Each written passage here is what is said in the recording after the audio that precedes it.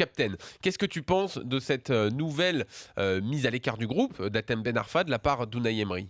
Écoute-moi, dans ma longue carrière d'observateur du football, je n'ai jamais cru à ces propos que j'entends le long dans les couloirs de certains stades ou dans les vestiaires ou le long des lignes de touche où des parents, par exemple, se plaignent en disant « Oui, pourtant, mon fils, c'est le meilleur de l'effectif, mais il ne s'entend pas avec l'entraîneur ne l'aime pas et donc l'entraîneur ne le fait pas jouer. » Ouais. Je n'ai jamais cru à cette thèse, à cette thèse-là. Jamais.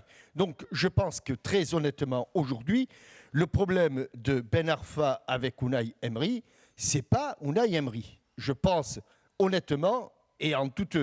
Enfin, je ne vois pas que c'est le problème d'Hatem lui-même. Ouais. Et qui n'est pas en mesure de prétendre ni à une place de titulaire, ni peut-être, et c'est le cas, à une place de remplaçant. Pour toi, le problème vient de Ben Arfa, pas d'Emery. Je ne vois pas, et je ne connais pas un seul entraîneur, pas un, qui se soit passé d'un joueur, d'un bon joueur ou d'un joueur qui méritait d'être titulaire, tout simplement parce qu'il ne, entre guillemets, ne l'aimait pas. Ouais. Et ça n'existe pas, ça. Ça n'existe pas.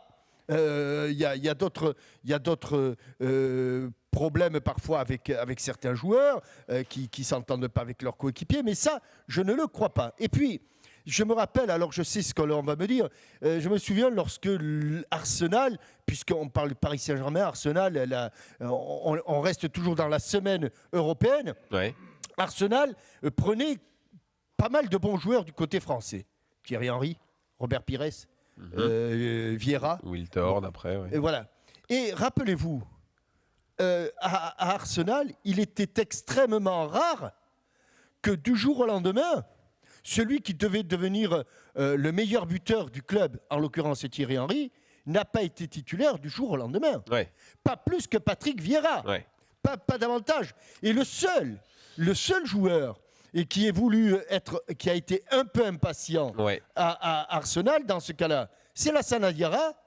Et il est parti à Chelsea après. Coach, sur ce que nous a dit Captain, est-ce que tu es d'accord avec lui globalement sur Ben Arfa?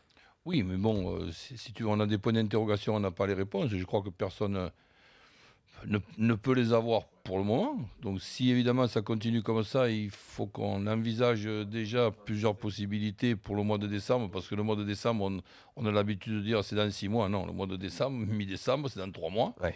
Et si ça continue évidemment comme ça, ben, il faudra peut-être penser que Ben Arfa ira ailleurs, de la même façon qu'il arrivera certainement au mercato d'hiver, de gros joueurs du côté de Paris Saint-Germain.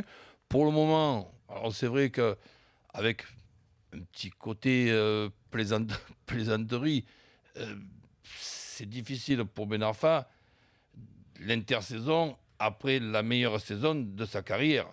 Déjà, il ne récupère pas une petite 23e place dans les 23 pour l'Euro. On le mène quand même en stage à Biarritz.